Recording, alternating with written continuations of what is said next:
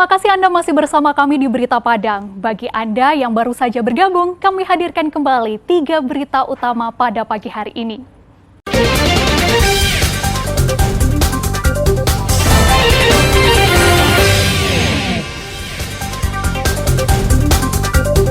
Sebuah pohon pelindung raksasa tumbang dan menimpa sebuah mobil. Tak ada korban akibat peristiwa itu. Berkebun dan beternak menjadi keterampilan yang diminati narapidana di Lembaga Pemasyarakatan Kelas 2A Bukit Tinggi.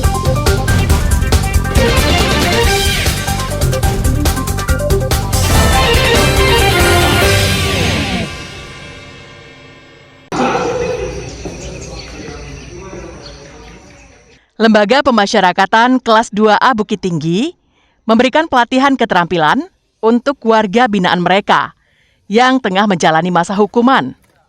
Beragam keterampilan diberikan, seperti berkebun, beternak, membuat kuliner, perbengkelan, produksi mantel hujan, pertukangan, hingga produksi sabun cuci piring dan sandal hotel. Berkebun menjadi salah satu keterampilan yang diminati warga binaan. Saat ini, lahan produktif ditanami bawang merah, cabai, kacang tanah, buah, dan sayur.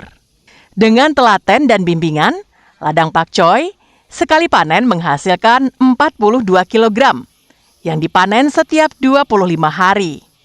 Salah satu warga binaan menuturkan, untuk bercocok tanam, mereka bekerja sama dengan 5 napi lainnya. Hasil panen sebagian besar dijual dan sebagian lainnya mereka konsumsi bersama. Ini seperti apa proses penanamannya? Kasih bibitnya, langsung tanam kasih pupuk. Ini panennya sekali berapa? Sekali 25 hari, Bu. Ini sekali panen ada berapa kilo, Pak? Kalau yang ini ada 80 kilo nih, Bu. 42. Kalau sekali panennya 42, Bu. 42 kilo. Ya, sekali panen, Bu. Berapa orang yang bertugas untuk panen di sini? Kalau tiap panen di sini 5 orang, Bu. Tidak hanya pertanian, beternak bebek juga menarik bagi napi. Karena selain mudah, hasilnya juga menggiurkan. Sebelumnya udah pernah? Udah, tapi ayam, Bu. Oh, ayam. Kalau di sini seperti apa pengembang biakan bebek? Itu caranya, Bu, dibantu sama bapak, Bu. Telurnya diapakan dulu, Bang? Masukin mesin, Bu.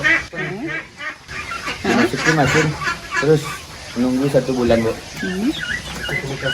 Mesin penetasan, Bu. Terus baru dipisah-pisahkan. Ya, Bu. Ini udah berapa ekor nasi dengan kira-kira? 175, Bu. Pelatihan yang diberikan pengelola lembaga pemasyarakatan menjadi salah satu upaya untuk melatih kemandirian dan kepercayaan diri selama menjalani hukuman yang dapat dimanfaatkan saat kembali ke tengah masyarakat. Dari Bukit Tinggi, Dina Amrina melaporkan.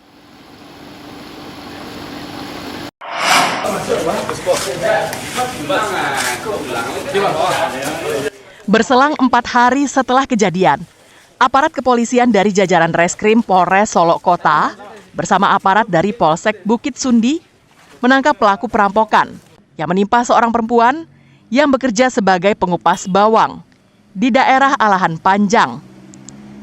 Mereka adalah Romi Sofiandi dan Rizky Afrizal.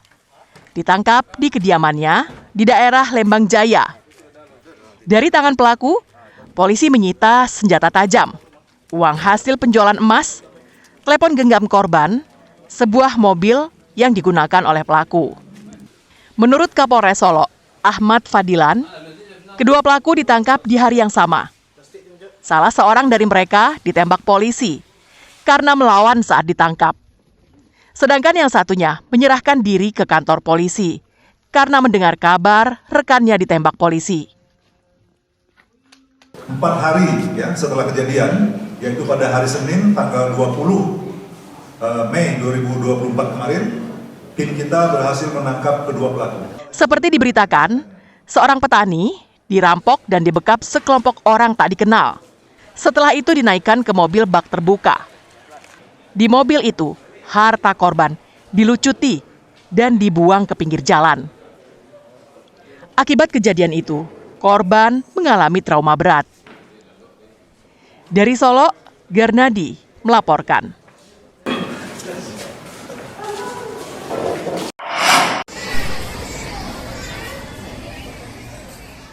Sebagai bentuk keprihatinan dan rasa empati kepada korban bencana banjir lahar dingin Marapi, Dinas Pendidikan Padang mengeluarkan edaran untuk setiap sekolah agar memberikan bantuan baik berupa uang maupun pakaian layak pakai. Edaran itu disambut murid dengan sukacita. Mereka menyumbang sesuai dengan arahan dari guru dan orang tuanya di rumah. Sebagian besar dari mereka rela tidak jajan dan menyumbangkan uang jajan pemberian orang tuanya kepada korban bencana. Menurut Kepala Dinas Pendidikan Kota Padang, saat ini terdapat lebih dari 750 sekolah, mulai dari tingkat PAUD hingga SMP, baik negeri maupun swasta, yang dinaungi Dinas Pendidikan. Hingga minggu lalu, telah terkumpul uang sebanyak 25 juta rupiah dan telah disalurkan langsung kepada korban bencana. Sejak Senin kemarin, kembali dibuka untuk bantuan tahap 2. Diperkirakan, dana yang terkumpul bisa mencapai ratusan juta. Tak hanya itu, ratusan karung pakaian layak pakai juga berhasil dikumpulkan. Kami juga merasa terpanggil melalui jajaran kita di Satuan Pendidikan, mulai dari tingkat TK, SD, dan SMP. Karena kebetulan kemarin baru ujian kelas 6 dan kelas 9, makanya kita sudah mengumpulkan donasi dalam bentuk uang dan pakaian layak pakai. Dan alhamdulillah sampai saat ini sudah ada beberapa sekolah yang menyerahkan ke kami di posko di sini.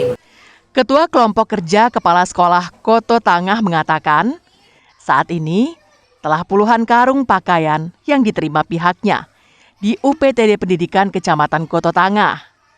Ia memprediksi bisa mengumpulkan uang tunai sekitar 8 juta rupiah yang berasal dari 60 sekolah dasar di Kecamatan Koto Tangah yang akan memberikan dukungan untuk para korban bencana.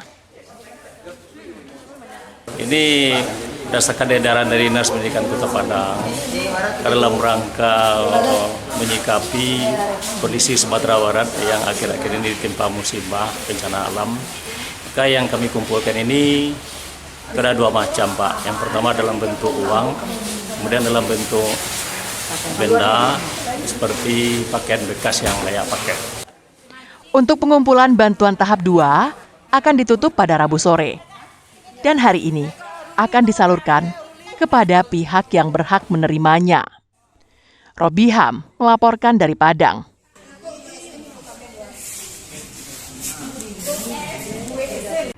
Saudara, informasi tadi sekaligus menutup berita Padang pagi ini. Saya Fri Meriana beserta tim redaksi yang bertugas mengucapkan terima kasih. Sampai jumpa.